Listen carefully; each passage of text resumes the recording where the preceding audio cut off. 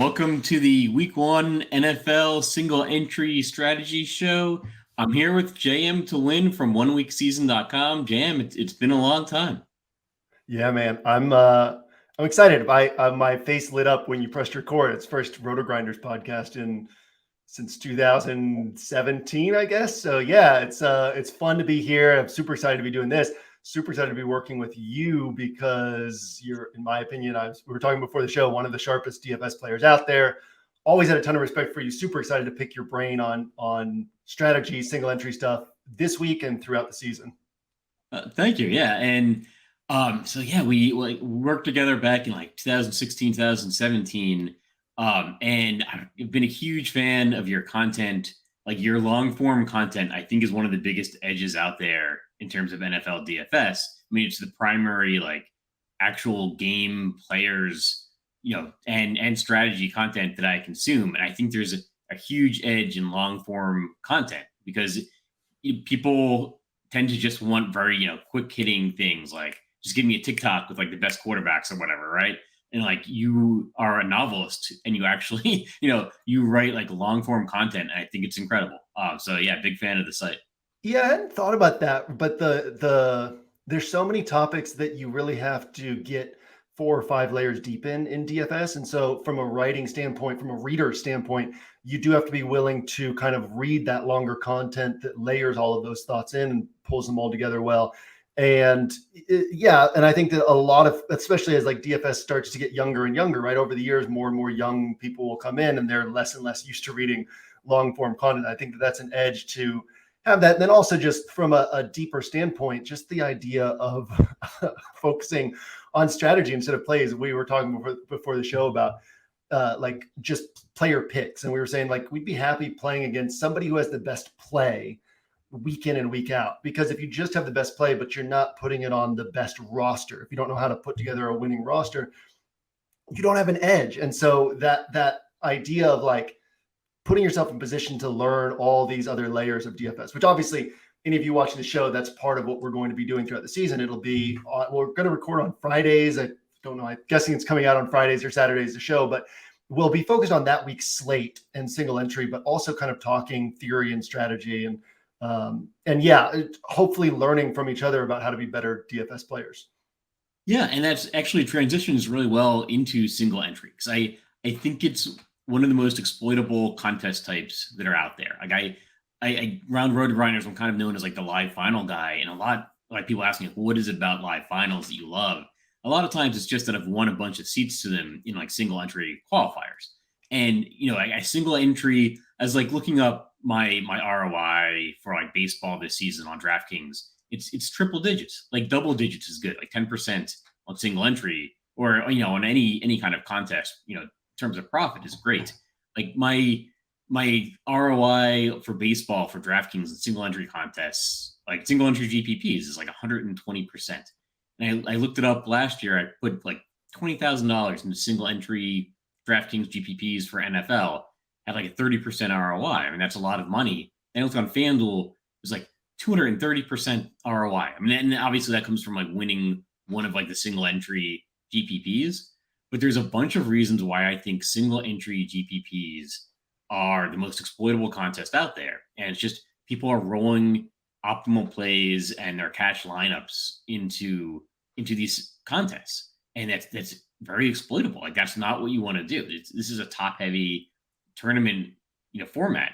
I'm just really excited that we're going to be doing a single entry tournament strategy show, because I think that can really help people build a big bankroll.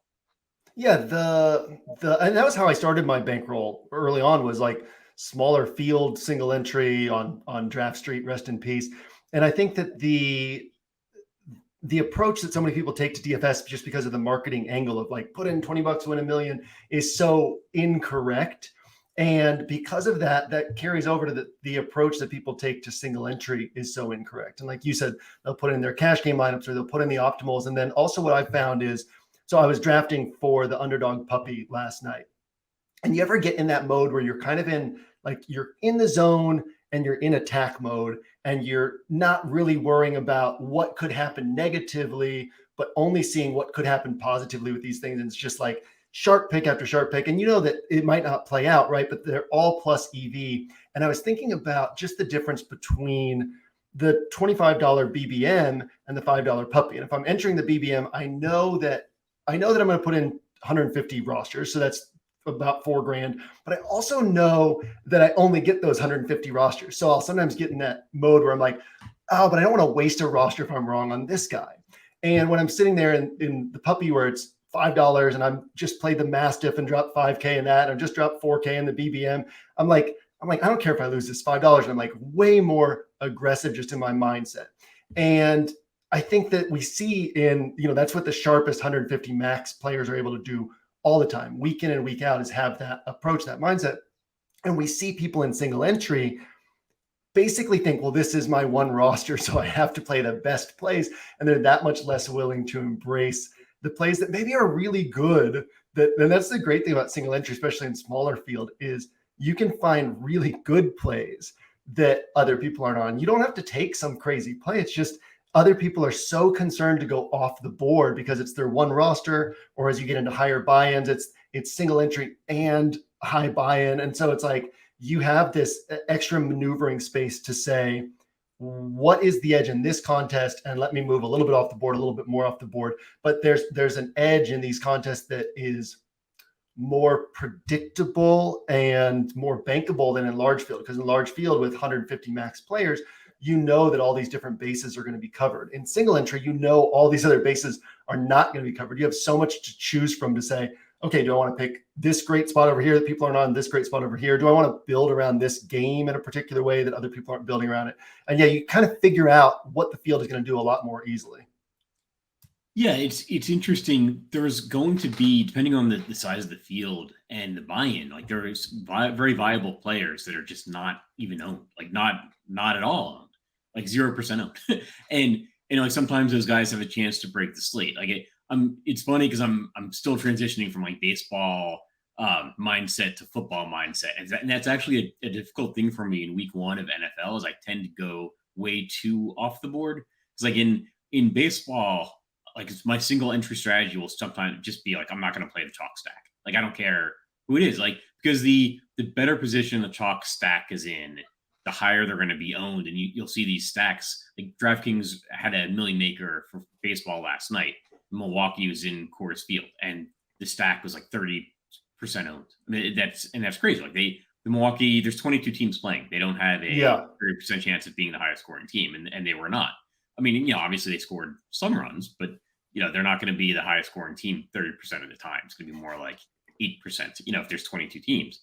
But I'm so contrarian in baseball that then when football season starts, I'm like a little bit too contrarian.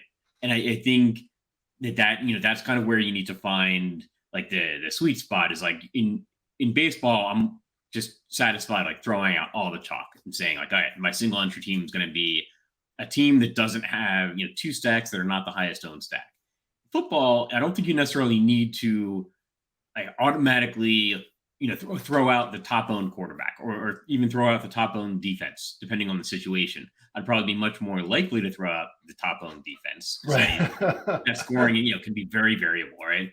But like, yeah, a lot of times, like if Patrick Mahomes is the top owned quarterback and he's got like the highest point total, like the highest like implied point total, like, yeah, maybe I want to stick with Mahomes, but maybe I'm not going to pair him with Travis Kelce. Yeah. And I think that two of the things in there, one of the things was when you were talking about the just being contrarian in MLB, it made me think about Jonathan Bales used to say that DFS is not about scoring the most points. It's about winning. And when I would look back when I was playing MLB day in and day out, all of my biggest wins, all my qualifier wins, all my first place finishes, all my big cashes were all slates on which my winning score was lower than the typical winning score. So it wasn't like I was out predicting the field and just getting this banging stack that nobody had. It was that I was on different things than the field was on. So on the days where everything fell apart for the field, I was now in position to benefit from that. And then the other thing that was making me think about was, you might have seen this today in the Angles email if you get that, but every week at OWS, I send out an email that kind of breaks down the strategy on the slate. And I think that this week, let's talk about this week for a moment, because it's unique and it's interesting. This piggybacks off of what you were talking about. I'm very curious your thoughts. Is what I was saying was we have two factors in play, and that is we have two games, the Vegas and Chargers game, and then the Chiefs and Arizona game, where the over-under is so much higher than everything else. It's 52 and 53.5. And then 9 of the other 13 games are at 45 or below. But on the flip side of that, week 1 lines are inherently less predictable. And every year there's going to be 1 or 2 of these lower total games that are much higher scoring than people expect. So how do we handle that? Well, the answer is it totally depends, right? So what I said in the email, actually, you can find it in the scroll on OWS as well. But what I said was basically if you're in smaller field contests, you can understand that there's not enough people taking shots at these lower games. And so you can say, look, these top 2 games are so much better than the other games on paper. And so I can build around these games more intelligently than other people are building around them and not have to waste my time trying to make mistakes down at the bottom. Let other people make mistakes trying to guess on these games that'll blow up at the bottom. But as you get into larger and larger field contests, and there's a sliding scale, but as you get into larger and larger field contests, the likelihood that somebody else finds that game at the bottom that blows up goes up more and more and more. And so in those types of contests, you have to say, look, first place is going to be covered more than likely by somebody who found that game, that spot, that player that nobody was on. And so if I'm not hunting for that, I'm giving up my path to first place. If I'm just sticking with the obviously best game, I'm giving up first place because somebody else is going to find that. So that's one of the great things about single entry is, again, you can predict with much higher degree of accuracy which players are going to kind of be covered, right? Like if you were in a single entry contest, was that 3 years ago when Tariq Cohen came out of nowhere and had a monster week 1? Well, you don't have to worry about it. I can't tell you how often I've had weekends where 90% of my money is in single entry and some guy goes off and I'm like, I don't care. Like it doesn't affect me at all because nobody is going to have this guy in the contest I'm in. But if you're in the Millie Maker, if you're in the slant, if you're in these larger field contests, immediately you know you're dead because somebody has that player that you don't have. And it's probably somebody who has them on a really sharp roster that makes sense in other spots as well. So yeah, that's the great thing is you can be less contrarian. And because there's so little discussion around this, people just don't really understand where that middle ground is in single entry. Yeah, I think about it in terms of like you're saying, like, let's say you're in a 10-man contest, right? Like, Patrick Mahomes is going to be 90% owned. Like, literally every single person is going to have Mahomes. Like, but you think he's going to be the best quarterback. Like, do you play him? Like, there's no way you play him. Like, no matter how convinced you are, like, if you know his ownership is going to be 90%, you have to play somebody else. Like, just realistically, right? Like, because if Mahomes is the best quarterback that week, you still have to beat out 9 other teams. But if you pick anybody else, right, like, and they outscore Mahomes, like, you've got an edge on 90% of the field. And that's why I think you need to think about ownership and why, like, when ownership gets like out of whack in single entry, like, you need to be able to just pivot no matter how confident you are in the players. Like, the players almost don't matter at that point. You have to be thinking about ownership. And you have to be, in single entries where you, especially like high dollar single entry, or like low amount of entries, single entries where you see ownership just get out of whack. Having said that, I was actually looking back at week 1 of last season, and I saw like Mahomes and Kelsey or it was Mahomes and Tyreek Hill are the guys you had to have. Oh well, yeah, but like you guys kind of developing these thoughts, looking at this week. And then I was like, well, what happened like week 1 of last season? It's and like, that's the hardest thing about NFL from a mindset standpoint. Like if you're watching this and you only play NFL, and I only play NFL at this point because the reason I started OWS in part was because I wanted to have an extra 4 months of the year to focus on writing. So I kind of work on OWS 7-8 months of the year. I work on writing the rest of the year. And so I'm either working on OWS or playing NFL DFS or writing. So I'm not playing MLB anymore. So if you're in the same boat as me, one of the hardest things is you have a bad weekend and you have to wait a whole another week for another slate. And you can play showdowns and you can play afternoon slates, and you can do all this stuff, but that concept of having to wait another week. And so that can make you play a little bit tighter. Like it can make it harder to be like, I'm going to move off of these quote, obviously best guys. And then also it makes it harder when the mathematically smart thing to do is, for example, not play Mahomes and Tyreek Hill, but they hit, right? And then you have to wait a whole week to take another shot on guys that other people aren't on. And so once you kind of understand the long-term view and the basically the expected value breakdown of what you're doing, it becomes so much easier to be like, well, shrug it off, right? Like that's going to happen sometimes. These high owned guys are going to hit because they're good plays, right? They're good plays. That's why they're high owned. It's not like we're saying they're bad plays. We're just saying the field is overestimating the chances of them hitting. So John gave the example of Mahomes on 9 out of 10 teams, right? If he's 90% owned in this contest, you don't have to find the guy who's, you don't have to find Nick Foles filling in and hope he has a good game, right? The thing is, yes, Mahomes might have the best shot at the best score, but maybe Justin Herbert has the second best shot at the best score. And Mahomes is, 9% likely to have the best score on the slate, and Herbert 7% likely to have the best score on the slate. So when you take those factors and you say, well, if I'm getting a 90% to 10% ownership gap, and the difference in chance of them hitting is 9% to 7%, well, now I'm making money over time. It doesn't mean Mahomes isn't going to hit. It doesn't mean you think he's in a bad spot. You might think he's in the nut spot. You might have had a dream where your great-great-grandmother came to you and told you that Mahomes was going to have the game of his career. You still don't play him because the math doesn't make sense at that point. And that's where the thinking has to come in of like, that if we stop thinking about DFS as a game of picking players and start thinking about DFS as a game of how we put those players onto rosters, we gain so much ground on the field. And again, especially in single entry where you're competing against the people who have the biggest edge can still only put in one roster. So the smartest DFS players, the sharpest DFS players, they can still only put in one roster. They can still only cover those 9 bases on their roster. And so that just leaves so much opportunity for messing around with them because you know that most of the field is just going to congregate on these spots. I'm curious your thoughts on any of that, but also I wanted to ask you, is there anything in particular that you do for single entry ownership projections in your mind or on paper or anything to kind of get like a sense, or is it just by feel of oh, this guy's chalky, he'll be even more chalky in single entry? It's just by feel. And then that's literally exactly what it is. If this guy's chalky, I know he's going to be more chalky in single entry. And I think there is the mindset of like from the most beginning player to the most advanced, like there is that feeling in single entry, well, I only get one lineup, right? Like I don't want to waste this lineup. And so like if this guy is projected really high, I just can't fade him.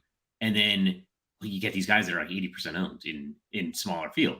And there's just no justification. Like it's going to be very, very rare you find a player that's going to hit like 80% of the time.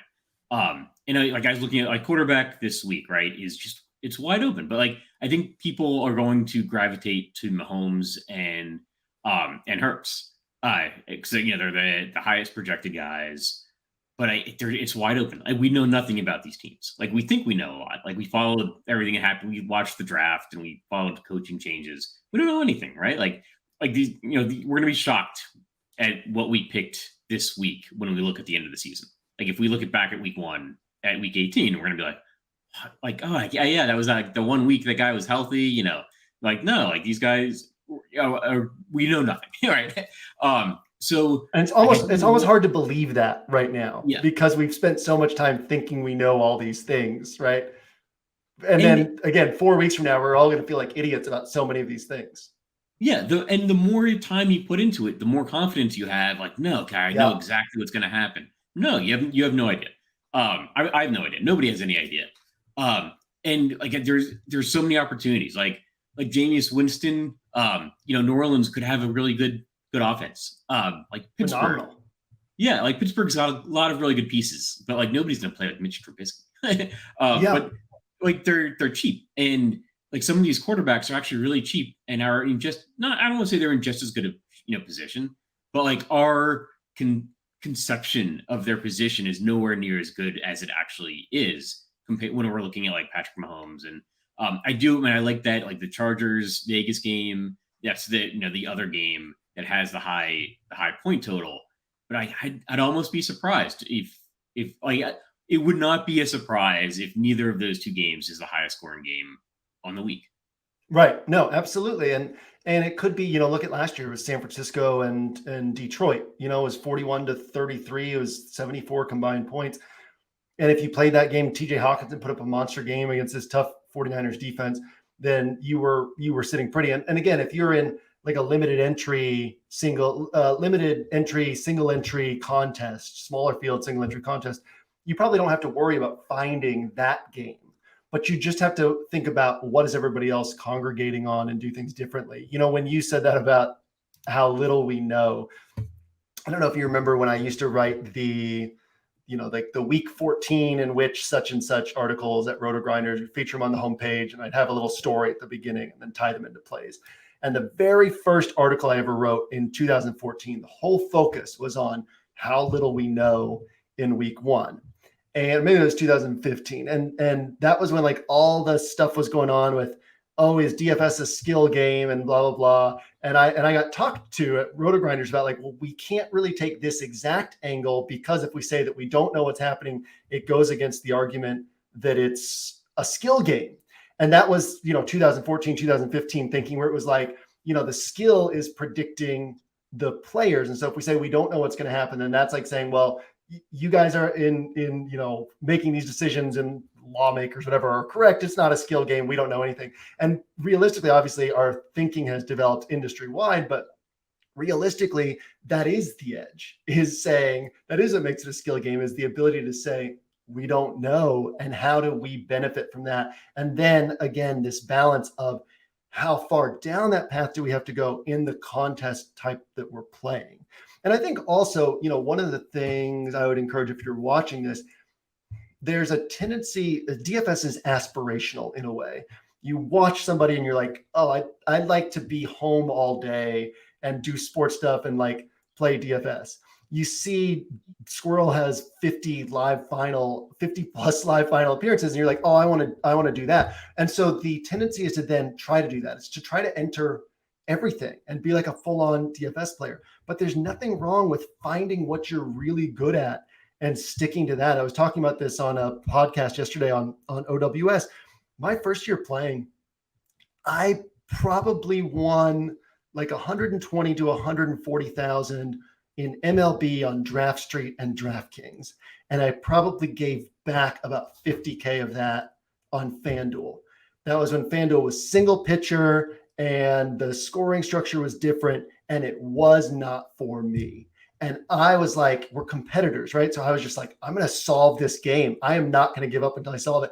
I didn't cash a single time and just flushed tons of money back, being like, I'm going to figure this out. Realistically, what you need to do is find what best fits your strengths and stick to that, because not everybody is going to, especially if you've got a full-time job, a wife, kids, you've got life going on. You might not be able to be super sharp at putting in a bunch of lineups in a bunch of different styles of contests. But if you instead say, okay, I'm going to focus on one style of contest, for example, single entry, then you can develop your roster around that. Doesn't mean you have to play only one roster per week either. If you're trying to develop your single entry play, you can enter 5-8 different single entry contests, put in 3 or 4 different lineups, or 5 to 8 different lineups if you want. Maybe have them play off of each other in some way, right? Like, well, I'm betting on, like I had a Wildcat win a couple of years ago where I put 19 rosters into play, and I was betting on the Jags passing attack in that game. So I had like 7 rosters that were built around the Jags passing attack.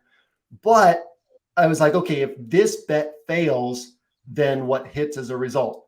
Well, if this bet fails, then that's probably because Fournette's having a bigger game. It was Jags and Titans. So I figured points were going to be scored.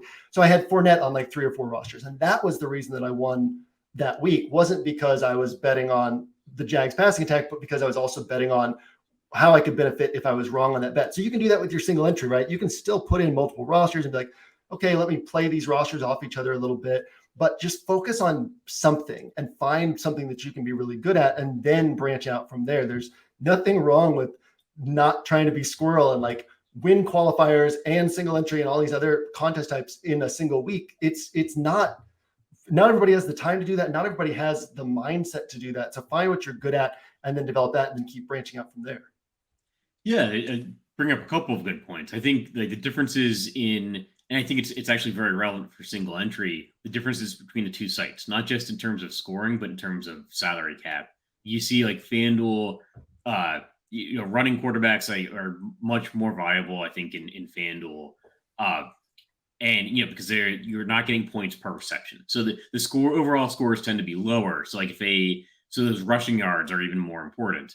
And no 3-point bonus for the 300 yards. Yeah, that's huge.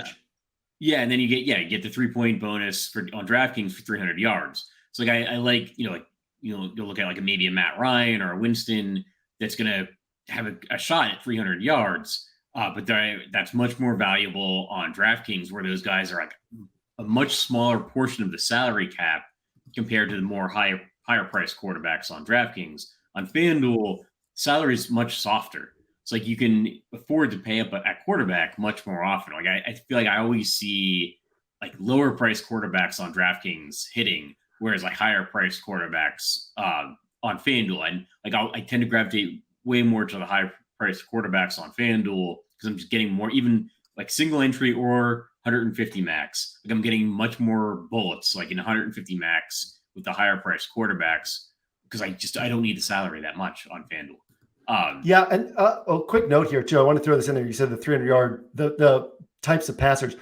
Kirk Cousins, if we take last year's stats and just divide it by week 1 salary, Kirk Cousins is the most underpriced quarterback on DraftKings this week, in terms of like point per dollar production, what he did last year, what his price is week 1. That's because he can get those 300-yard bonuses. Over on FanDuel, less valuable because he's not getting that bonus. He's not getting the points in the same way. Yeah, and like everybody loves like Justin Jefferson, like Dalvin Cook, like Irv Smith, like Adam Thielen, right? Like the Vikings have a great offense, but I don't want to play Cousins, right? Cousins. I'm not gonna play Cousins. Like why if you're gonna play all these guys, you can't love all those guys. Love Cousins. Yeah, I mean that's one of those games like Minnesota Green Bay. We don't really have any idea what's gonna happen. Like that game could easily be the highest scoring game in the slate. Oh yeah. We don't know like what Green Bay is going to look like. We don't, Minnesota's offense could look very different this year. And I think the piece that everybody's going to gravitate to is Justin Jefferson and maybe some Dalvin Cook. But why not Kirk Cousins? And some of the more peripheral wide receivers, or just play Cousins with Jefferson. Like that's going to differentiate your lineup. It's going to give you a different salary structure than especially in single entry. Like that's going to give you a different salary structure from all the other single entry lineups. Yeah, I'm excited to talk too as we get deeper into the season about the idea of salary structure, because when we shift over from thinking about predicting what's likely is to happen and instead looking at how do we take advantage of what could happen, the way I see it is every time I get something right, I want to make sure that I'm maximizing like the amount of the field that I'm cutting out with that bet.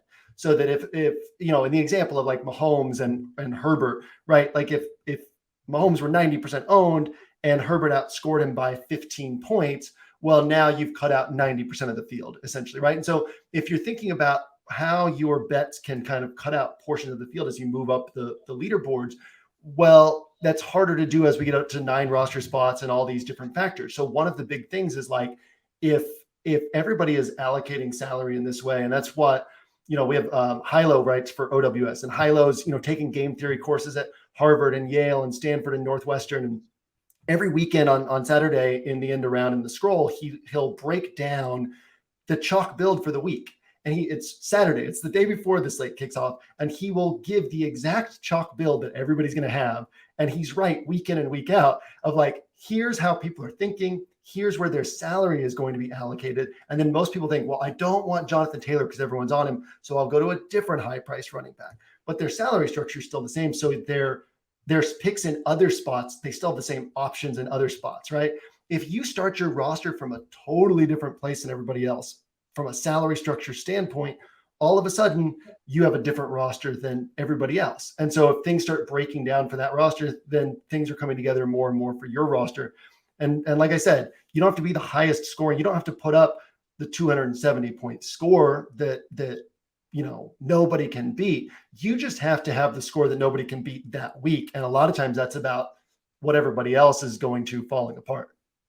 Yeah, as I literally right before the show, and just so people know, we're recording this on Wednesday this week. I think our goal is to be recording this on Thursday and Friday as we go forward. And so we'll probably get a lot more into like the specifics of that particular week in future shows.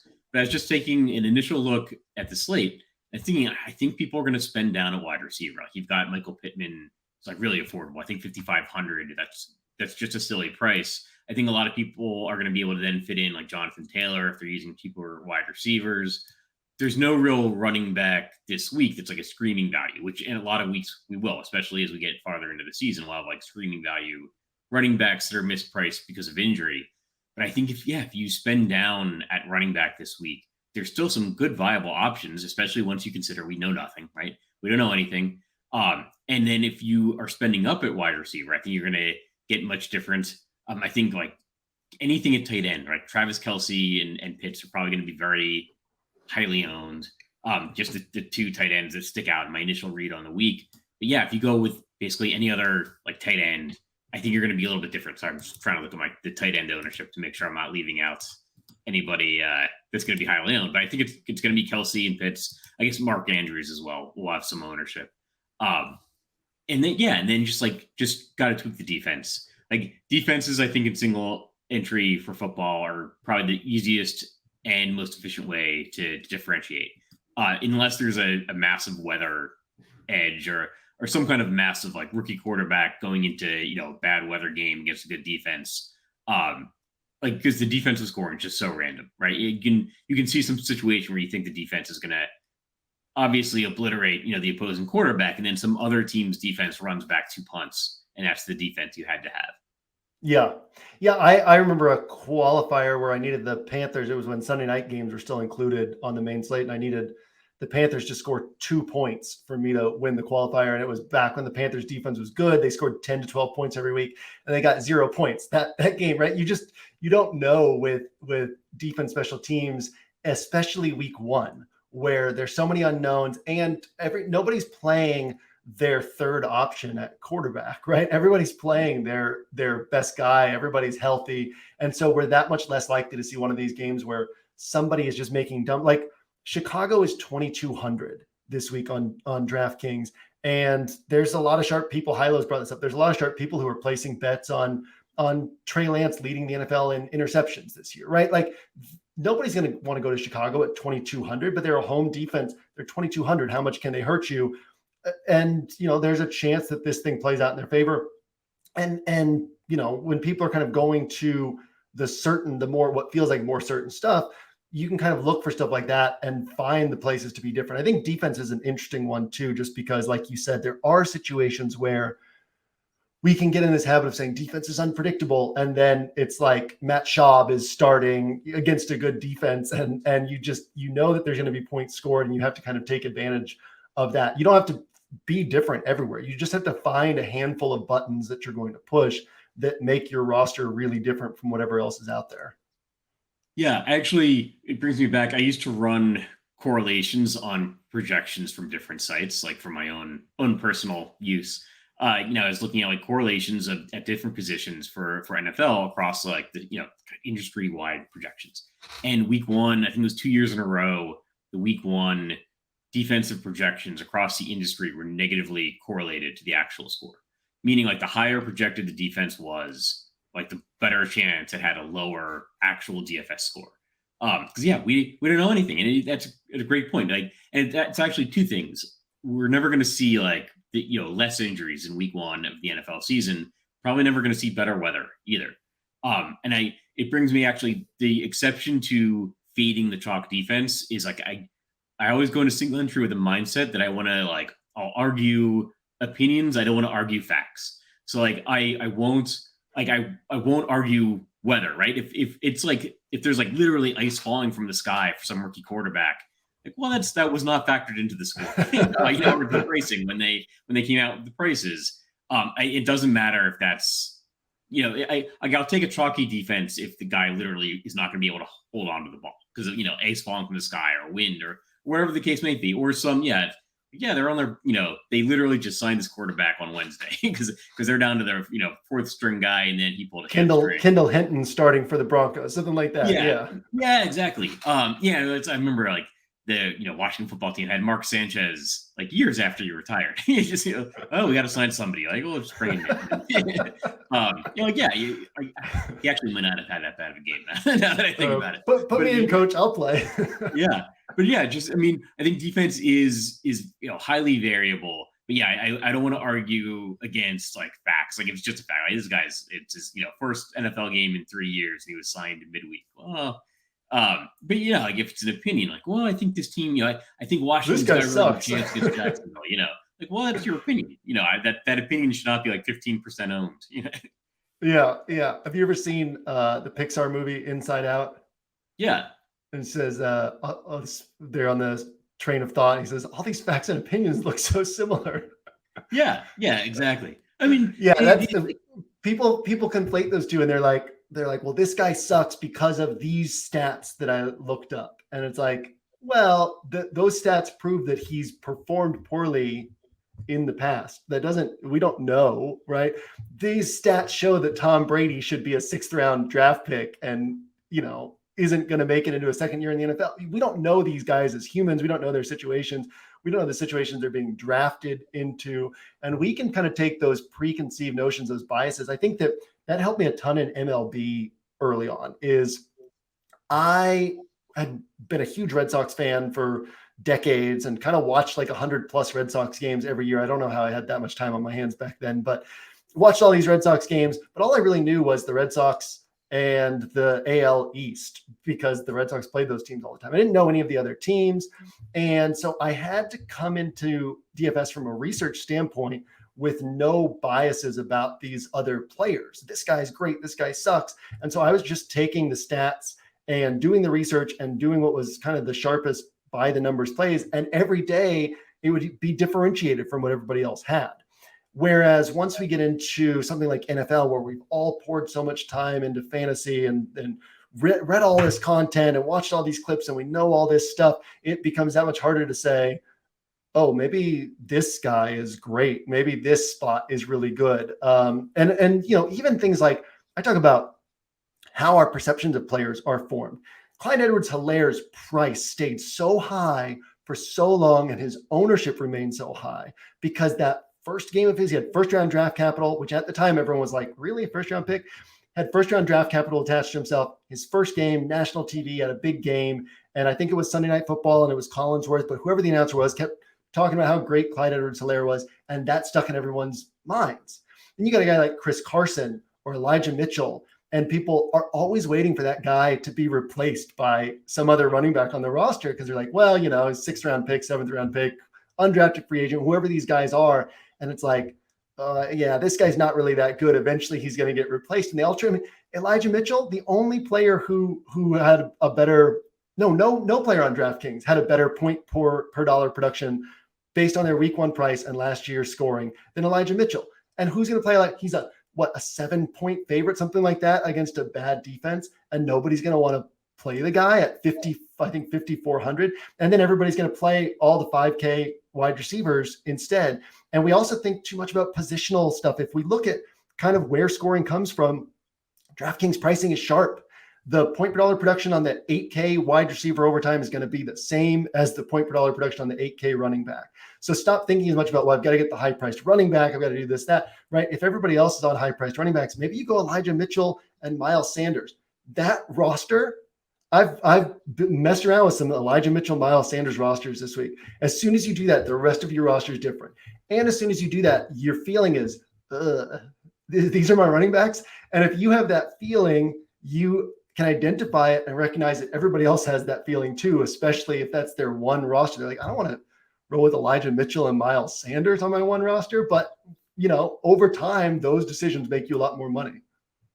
Yeah, actually, kind of like Edwards-Helaire as a running back, especially in single entry. I noticed he was absent from the 1 week season recap of that game, or like the write up of that game. I was like, it's like I don't know exactly what his situation is, but I'm like, I think that Kansas City is going to be highly owned, in tournaments. And And nobody's single going to have entry. him. Yeah. Yeah, and so what if that game's a little bit slower paced because they just keep running the ball, or if he just gets the touchdowns, right? Like If he just Mahomes gets the and Kelsey. touchdowns. Exactly.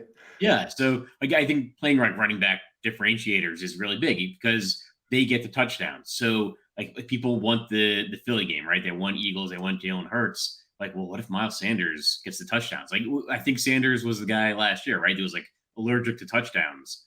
Oh, but what if? I mean, yeah, it was, it's week 1. We know that nothing. That was last year. What if Sanders gets 2 touchdowns, and then you're knocking a bunch of Jalen Hurts teams down, because Sanders is getting touchdowns instead of those combo punches is what I call them, is where you're like, you're not just taking Miles Sanders because you think he's a good play. If Miles Sanders hits, he doesn't just help your roster, he hurts other rosters. If Clyde Edwards-Helaire hits, he's helping your roster and hurting a ton of other rosters, because you're going to have a lot of Kansas City players on other rosters. And so it's fine to find the value guy that people aren't on, but if all you're getting is that guy's points in a vacuum, then that's way less powerful than finding the value guy that people aren't on, that's on a team where everybody's on that guy's teammates, because we're trying to get first place. I think that that's probably a pretty important thing to stamp down here, is that that's a style of thinking you have to have in DFS tournament play. So many people think about what gets me in the money, but if you're going to do that, go play cash games, right? First place is where all the money is in tournaments. And so once you shift over to that, and you're saying, okay, I'm playing for first place.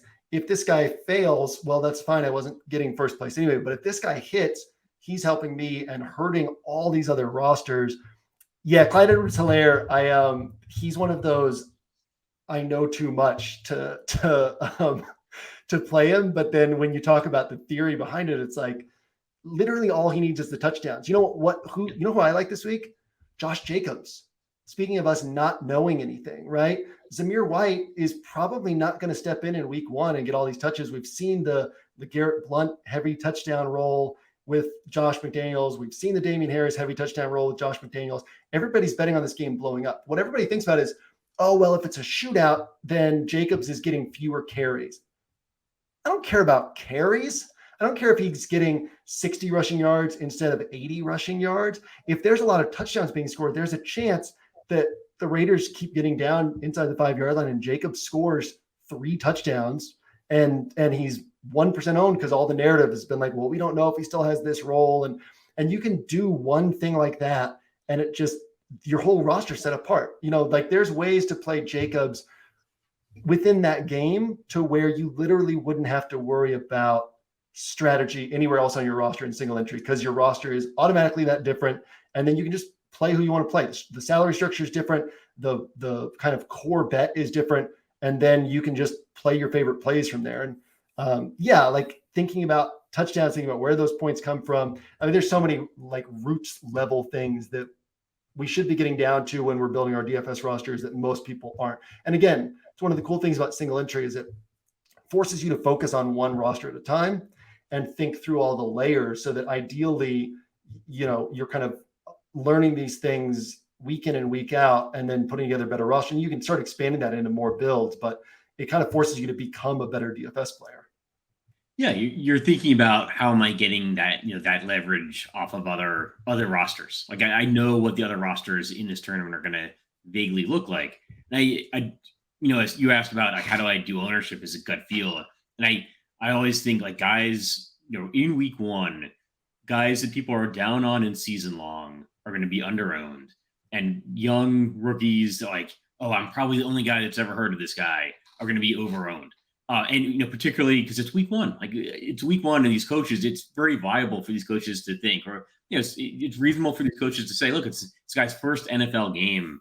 I'm not going to put him in a position where he's going to fail, and I'm not going to rely on him to score win the 3 touchdowns.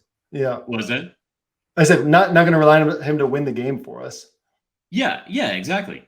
So, but like they're going to be overowned. Like any rookie is going to be overowned this week, relative to their chance of success. Like there's just not that many rookie, like especially like wide receivers, tight ends, that come in and has just have outstanding success from week one of their NFL career. It takes all these guys time, and it's just about the time we've started to forget about them, right? Where they really start to turn it on. Like I think that was like a Justin Jefferson thing. It was Jonathan Taylor. Like they started their careers pretty slowly. And you had to keep sitting there and, oh, this is the guy that's like the first round draft pick, right? Like I think he's going to work his way in at some point this season. And then by the end of the year, they're doing tremendously well. I think like Cam Akers was another guy. I mean, he obviously got hurt last year, but he was another guy that kind of fit that role of just coming on towards the end of the season. So we want to be remembering those guys, those highly touted rookies, towards the end of the year when everybody else has forgotten about them. Week one, we don't necessarily want to be playing them. We want to be playing the veterans that everybody's down on, like the Josh Jacobs, like Antonio Gibson. Has a pretty good setup this week. Great setup this week. Yeah. And people were down on him because it looked like Brian Robinson was going to be the guy, and they re-signed J.D. McKissick, and all of those are valid. But for week one, Antonio Gibson might be the guy, and going against a bad, relatively bad Jacksonville defense. So yeah, keep those veterans in mind week one.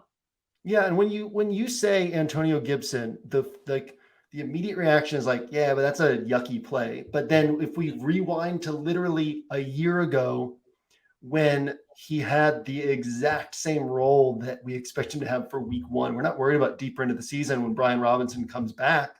We're worried about right now, and he literally has the exact same role. There's unless they give JD. If you're like, yeah, but they're not going to give Antonio Gibson the touches, they don't trust him, then you better be playing JD McKissick, because JD McKissick is pretty awesome. And then you're essentially saying, well, he's going to get all the touches.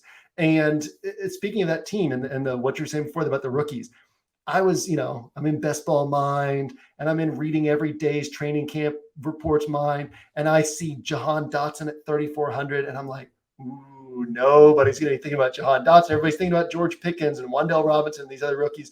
And then I look at, and it was like Monday ownership projection, so it'll change dramatically. But I look at initial ownership projections, and it was like 15% Jahan Dotson. And I'm like, oh, come on, And then at that point, you say, it's like, what John said is true. Like, these rookies are not going to pop off at like a high percentage of like a high rate of return. It's just not the way that things work in the NFL. And then you can say, okay, well, if everybody's on this play, nobody's on Antonio Gibson. But yeah, like if it had been last year, Antonio Gibson would be one of the guys who would be developing into chalk in the same role. And now he's against Jacksonville. It's a good spot, right? By the way, if I were playing not single entry, because I messed around with this 4 single entry this week, I would be interested in that Carson Wentz stacks too, just because you've got Carson Wentz against Doug Peterson, who that's like about as messy of a relationship split as you could have. If Wentz is going to have a big game, it's going to be week one against Doug Peterson. I literally liked it enough that I was like, can I do this in single entry? No, I can't. But something for you guys to think about in large field play. Yeah, that's interesting. I'm a Washington fan. Like I grew up in the DC area. I live in the DC area now. Just like signing Carson Wentz just doesn't seem like a good idea. But again, just doesn't have to be a good idea for the season. It just has to be a good idea for week one, right? Like that's how tournaments are won. I love that. That's interesting. I was thinking about like the tight end, like Logan Thomas as well, and like tight end in general. On DraftKings, like it's still a position where you can get $2,500 guys, and that's going to be that's a big differentiator. I think the people are going to be gravitating towards the well-known, higher-priced tight ends. Like if a guy's 2,500 and gets a touchdown, gets a few catches, like he can put up a single-digit score as long as the high-priced tight ends don't go absolutely berserk. And then that $2,500 is giving you salary that like you can use to get combinations of higher priced players that other people can't get. So like if you if you want to combine like Mahomes and Jonathan Taylor and some of these higher priced guys, but instead of going Kelsey, you go like a $2,500 tight end, and there's a few of them that are starting this week that are 2,500. Then yeah, that's a salary differentiator that's giving you a totally different roster construction, particularly in single entry. Yeah, and another layer too that I like to do there is I like to think about so you said as long as one of the high priced tight ends doesn't go ham, right? As long as one of the high priced tight ends doesn't just go nuts, nuclear, you're in good shape with your 12 to 15 points from this cheap guy. So then you can also say, how does Travis Kelce not go nuclear if I expect Kansas City to still have a good game offensively? Well, Travis Kelce not going nuclear probably means that Juju or Clyde Edwards-Helaire or McCole Hardman or one of these guys is getting points. Mark Andrews not going nuclear probably means that Rashad Bateman is getting points. And so then you can take that next layer to say, this is what I was talking about with, I want every time I'm right on something, I want to advance past the field as much as possible. I want to say, what gives me my best shot at first place would not just be this cheap tight end hitting, but these expensive tight ends missing. So if they miss, I'm either betting that game misses, or, they could have, a 12, 15, 20 point game and nobody blows up in that game, right? But just tournament thinking, like, what increases my chances of vaulting up to first place? Well, now where other people might not even see this as a correlated play, something like Brevin Jordan plus Rashad Bateman plus Juju Smith-Schuster is actually highly correlated, because you're basically saying, I am needing these other high-priced tight ends to not go off. And ideally, if they're not going off, one of these other players on their team is going off. And I think that that's a step that, when people say, oh, there's no edge in DFS. Well, first off, the Squirrels are going to 8 live finals every year. There's still an edge in DFS, right? And you're playing against sharp players generally in these qualifiers as well. And so it's just that I said this about everyone drafting for week 17 in best ball this year.